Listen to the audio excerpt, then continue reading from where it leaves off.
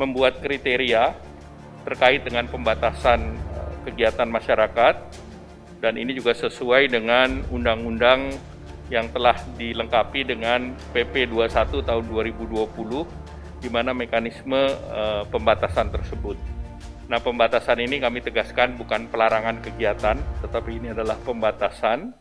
Nah, kriteria yang ditetapkan adalah provinsi, kabupaten, kota yang memenuhi salah satu dari parameter tersebut, yaitu tingkat kematian di atas rata-rata tingkat kematian nasional ataupun 3%, kemudian tingkat kesembuhan di bawah rata-rata tingkat kesembuhan nasional, yaitu 82%, kemudian tingkat kesembuhan di bawah rata-rata kesembuhan nasional, yaitu di bawah 82%, kemudian tingkat kasus aktif di bawah rata-rata tingkat kasus aktif nasional, yaitu sekitar 14%, dan tingkat keterisian rumah sakit atau bor occupancy rate untuk ICU dan isolasi yang di atas 70%.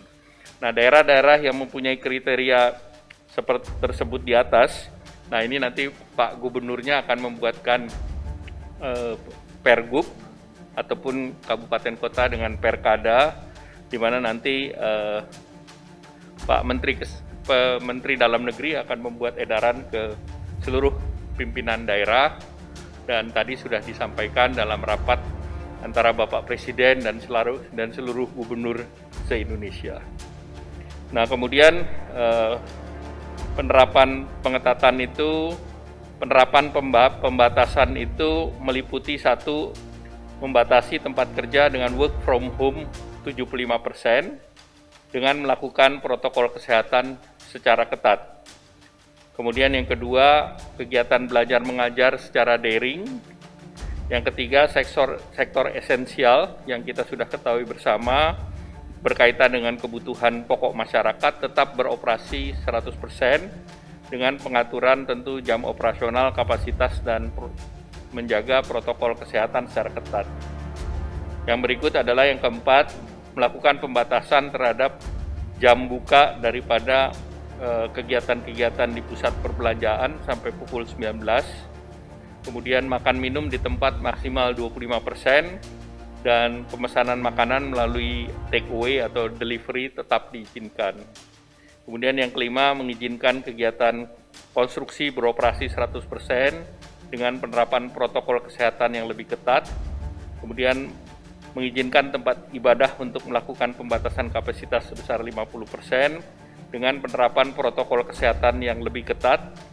Kemudian fasilitas umum dan kegiatan sosial budaya dihentikan sementara. Kemudian kapasitas dan jam operasional moda transportasi juga diatur. Nah, penerapan pembahasan secara terbatas tersebut dilakukan di Provinsi Jawa Bali, karena di seluruh provinsi tersebut memenuhi salah satu dari 4 parameter yang ditetapkan. Jadi DKI Jakarta bed occupancy rate-nya di atas 70%, untuk Banten bed occupancy rate di atas 70%, kasus aktif di atas nasional, kesembuhan di bawah nasional. Kemudian Jawa Barat bed occupancy rate di atas 70%, Jawa Tengah bed occupancy rate di atas 70%, kasus aktif di atas nasional, kemudian kasus kesembuhan di bawah nasional. Yogyakarta bed occupancy rate 70%, di atas 70%, kasus aktif di atas nasional, kesembuhan di bawah nasional. Kemudian Jawa Timur bed occupancy rate di atas 70%, kemudian tingkat kematian juga di atas nasional. Nah, penerapan dilakukan secara mikro sesuai arahan Bapak Presiden. Nanti pemerintah daerah, gubernur akan menentukan wilayah-wilayah yang akan dilakukan pembatasan tersebut, dan itu di kabupaten kota yang sudah dilihat datanya adalah satu provinsi yang berisiko tinggi. Untuk DKI Jakarta dan sekitarnya adalah seluruh DKI, kemudian wilayah Jawa Baratnya adalah Kota Bogor, Kabupaten Bogor, Kota Depok, Kota Bekasi, Kabupaten Bekasi. Khusus untuk Banten adalah Kota Tangerang, Kabupaten Tangerang, Kota Tangerang Selatan, ini adalah Tangerang Raya. Kemudian Jawa Barat di luar Jabodetabek adalah Kota Bandung, Kabupaten Badung Barat dan Kabupaten Cimahi.